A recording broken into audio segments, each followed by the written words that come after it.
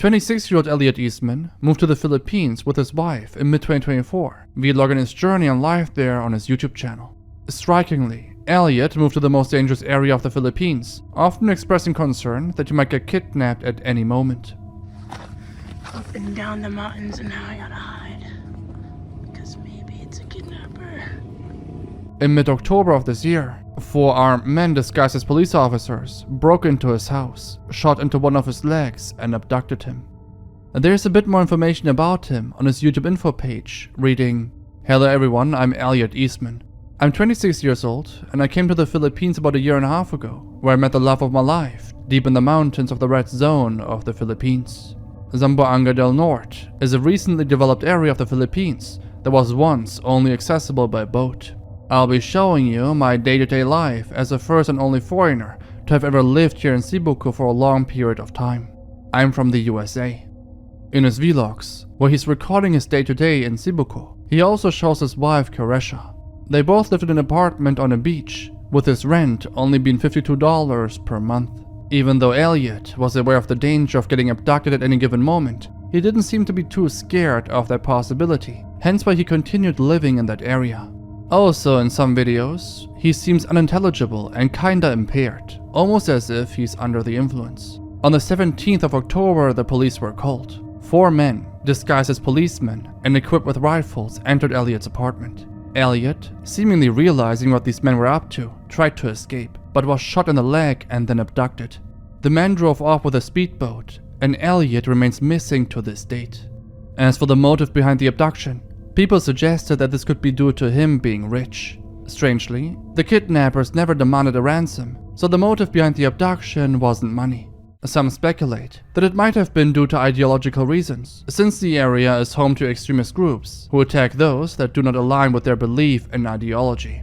It's important to consider that the main extremist group existing in that area has an estimated 20 members, down from over 1,000 2 decades prior, so it initially seemed unlikely that they would want to garner attention by kidnapping an American citizen.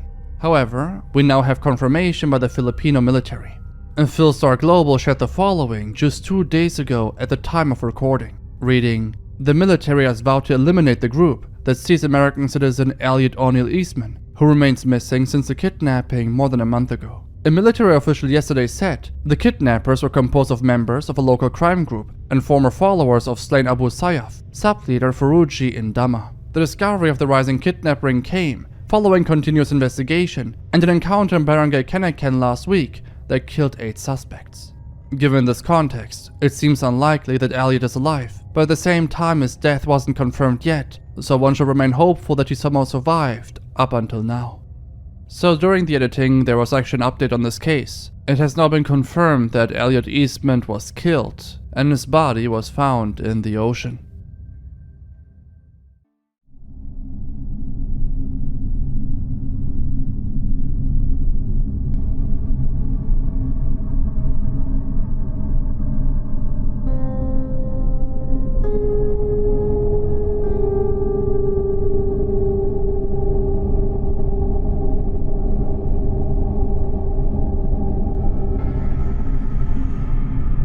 On March 10, 2018, a YouTube channel named Vera Korotaeva uploaded its first video titled Elena Korotaeva 1. The video appears to be footage from a security camera, showing 2 people watching television in their home. The description of the video is in Russian, but using Google Translate it reads, "Extorted money from a disabled person through blackmail. Paroli Sergey will bring spice. They'll smoke."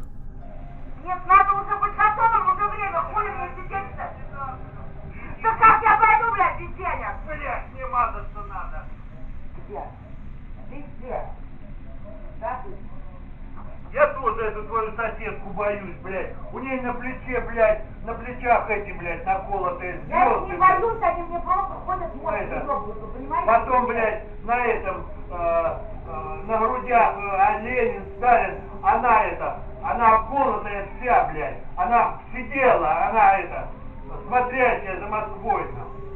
У нас носков нету, блядь. У нас During the span of 2 years, the channel uploaded more than 1,000 videos, most of which were recordings of a house with people living in it. Some of the videos are also 1 hour long, featuring people going about their normal lives, seemingly unaware that they are being recorded.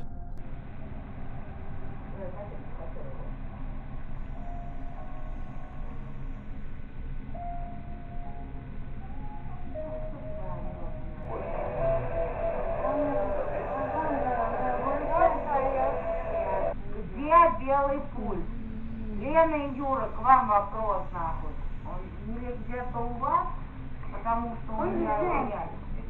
Initially, people assume that the channel was owned by the landlord of the apartment where these people are living, and that they are being secretly recorded without their knowledge.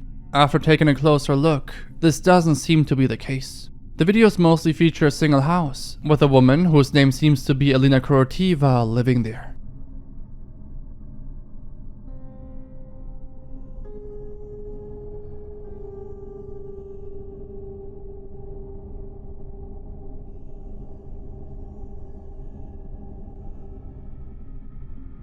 She's frequently visited by different men, which the channel owner often mentions in his descriptions. Most of the videos on the channel have no descriptions, however some do, and they are written in a very erratic, almost incomprehensible way. One of them reads, "She stole the cart, went out in the morning for bread, came back at 9 PM KOA. Now I'll stop everything and start wiping you.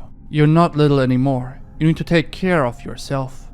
Another one reading, "Again drunk and angry, I give her a little money and go work at least once in 36 years, instead of being on welfare. And she's dragged all these bastards into the house, feeding him off the back of a disabled person."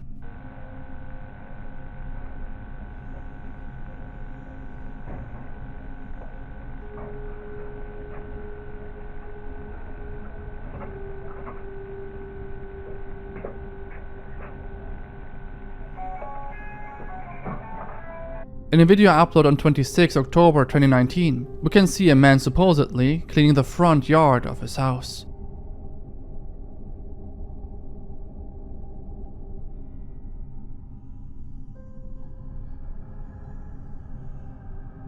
The description of this video is really strange. It reads, "She knocked down the fence but demanded water. Those effing neighbors are bastards. That's why they have plenty of money and good housing, living at my expense and that of others like me. She didn't even request the necessary documents for case 2356917. If I request the documents, they won't send them to me. That's the judge's plan. She figured I wouldn't be able to prove my right as a priority claimant for housing under contract. And then there are the prostitutes. Judge Voronina from the Moscow City Court, secretary turned prostitute Sherbakova. My wife died in 2014, and they turned the place into a den of addicts, saddling a disabled man with a drug addict, hoping he would slit their throats with a razor. Judges come to me in my dreams at night and demand, slit their throats with a razor. But what am I, a fool? I have a razor, sure, but they jail me, and they want housing. It's a communal apartment room that my wife earned at the factory. They created the situation. If it were in my name, I'd have kicked out my daughter and her den. But they deliberately set it up like this." The descriptions of these videos make little sense. There's almost no grammar. The creator frequently repeats themselves, jumping from one topic to another. The tone is extremely erratic, and they seem to express anger toward the author's daughter and the judges of the Moscow City Court. In one of the videos, we see cops visiting the house. The description here reads, "A drunk man is breaking open the first door after he started knocking. The stepdaughter didn't let him in, but he broke open the second door. She barely managed to kick the bastards out. I called the police twice. She'll get him out. But they come back after half an hour. Apparently, they are sending agents here to set up a den. After that, for organizing a den and misuse of property, they'll revoke the registration so that, in the end, the disabled person will be left out on the street." On December 8, 2019, the channel uploaded its last video before abruptly stopping and eventually disappearing entirely from the internet.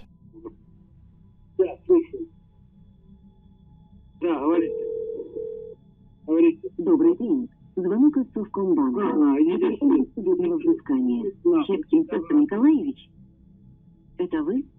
Because of the language barrier, it's difficult to fully understand what is happening, but it appears to be a recording of a phone call in which someone is speaking to a bank about loan deals. Upon further investigation, we can find more channels that likely belong to the same person. One of these channels, named Peter Shepkin, also uploads similar videos and has been active as recently as March 4, 2024. This channel also features videos about Elena, with descriptions ranting about dangerous people visiting her, just like the Vera Korotaeva channel. The very first video on this channel was uploaded back in 2016 and features a man speaking to the camera. This man is probably the owner of these channels and is named Peter Shepkin. Он посмотрел интернет, Ольга Ли упрекает президента, что якобы президент не работает, не снимает прокурора. There are more channels like these, all of them with thousands of videos of his own house. And Peter Shepkin appears to be a disabled man living with his daughter, Elena Korotaeva. Elena brings people to her house to smoke and drink, and Peter seems to be unhappy about it. In some of the videos, people can clearly be seen drinking and smoking, and the description even mentions that they are smoking weed. He even mentions that his daughter has never worked in 36 years, and is completely dependent on Peter for money. According to him, she blackmails him to get it and spends it on weed. From his perspective, some of the people who frequently visit the house are black realtors or weed dealers who sell substances to his daughter. The owner often calls the police because he disapproves of his daughter's smoking habits and the presence of these men in his home. The channel seems to be his way of documenting everything. Based on the descriptions of his videos, it also appears that he believes his daughter and her friends are planning to kill him. Vera Korotaeva appears to be the name of his wife. Peter has now completely disappeared from the internet. We don't exactly know what happened, but based on his most recent uploads, it seems that things have improved. He has moved elsewhere, and his daughter appears to have finally started working.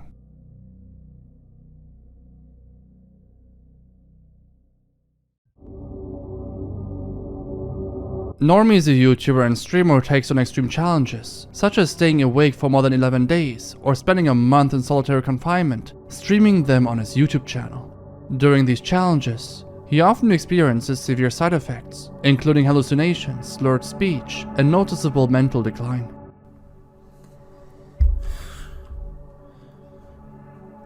Chat, I'm screwed. I can't stay awake. While attempting to stay awake for 260 hours, he frequently came close to passing out, only for his friend to repeatedly wake him up so he could continue the challenge.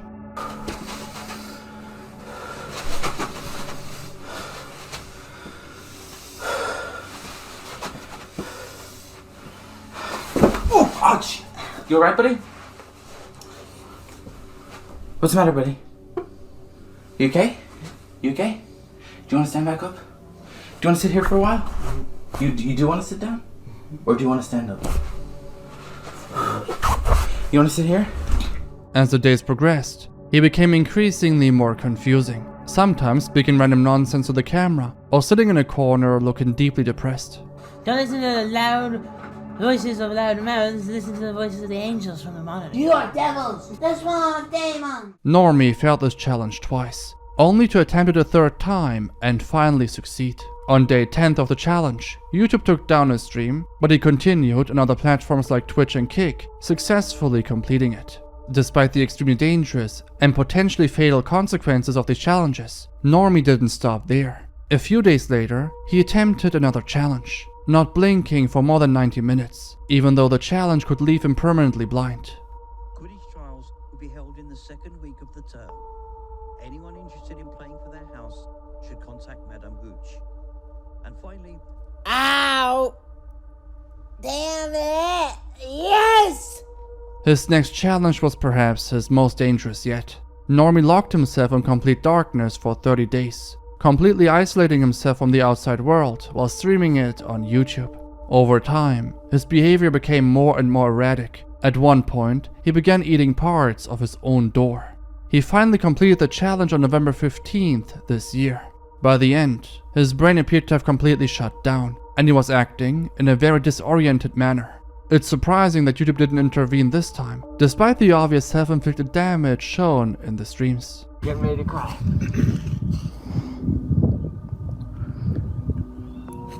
What the? Ah! Look at the sun. Where the fuck is it? It's over here. Ah, no, it's like 1,000 knives through my eyes. Fortunately, he has now recovered, but this likely won't be the last time Norme attempts something so dangerous. Despite repeated warnings about the risks, he continues to take on these challenges. While he may be fine for now, if he keeps pushing his limits, it could seriously end fatal.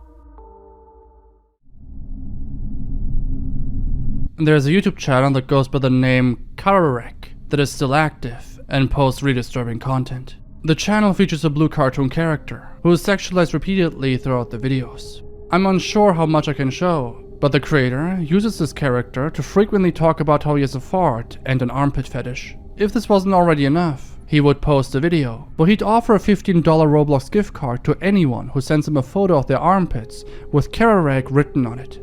Roblox is popular among kids, so it's pretty clear whom he was targeting with this offer. He even mentions how the age and color of the person sending the photos doesn't matter.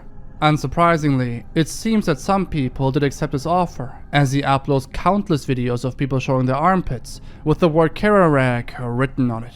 While the YouTuber censors most of his content, in some of the videos we can see children in their underwear doing stuff for Karerak. There are also videos of girls peeing themselves. Karerak started his first YouTube channel on January 20, 2023.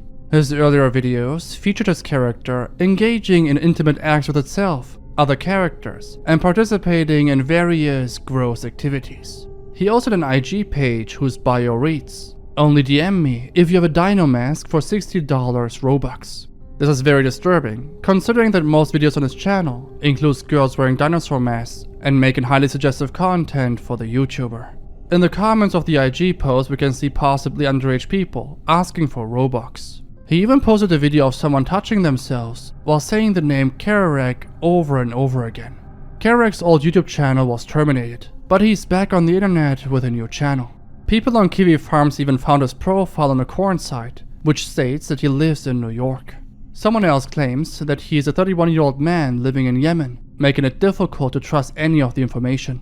While we have limited information about his identity, it's clear that Karerak is using his platform to groom minors to fulfill his fetish. Leathersmokemi is a YouTube channel created by a man named Dave, who made countless videos of himself smoking in very bizarre ways. The first video on the channel, titled Gas Mask Smoking, shows him wearing a mask connected to 2 cigarettes, which he then lights up to smoke. Another video that goes by the title 4 Cigars shows Dave smoking 4 cigars, 2 of which are through his nose. Over the span of just 5 years, Dave posted more than 200 videos, with all of them showing him smoking in increasingly dangerous ways. In one such video, he'd go as far as smoking 10 cigarettes at a time. According to Dave, he began smoking back at the age of 12 and has since been smoking every day. Started smoking at the age of 12. Have enjoyed every one of them. Started out on Pall Malls. Still one of my favorites. As time passed, his health began to slowly decline, and he started to look older and more deteriorated, at times barely recognizable.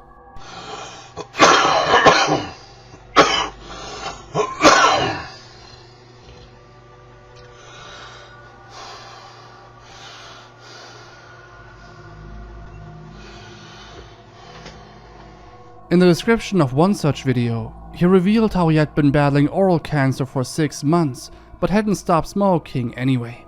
And reads, "Hey guys, after a 6-month battle with oral cancer, I'm still here and still smoking." It was evident that Dave's obsession with smoking was taking a severe toll on his health, yet he seemed unable to stop. On the surface, the channel might seem like it was created by someone who is simply addicted to smoking and cannot quit. However, the comments under some of these videos are really shocking. One of them reads, "Hell man, those lungs sound great. Good to hear that wheezing sounds healthy." The comments, instead of urging Dave to stop, were encouraging him to continue with his content. Another reads, "He sure did enjoy himself. Suffocation with cigarettes. Makes my lungs healthy." These comments seem to be fetishizing Dave's condition, finding entertainment or even pleasure in his suffering.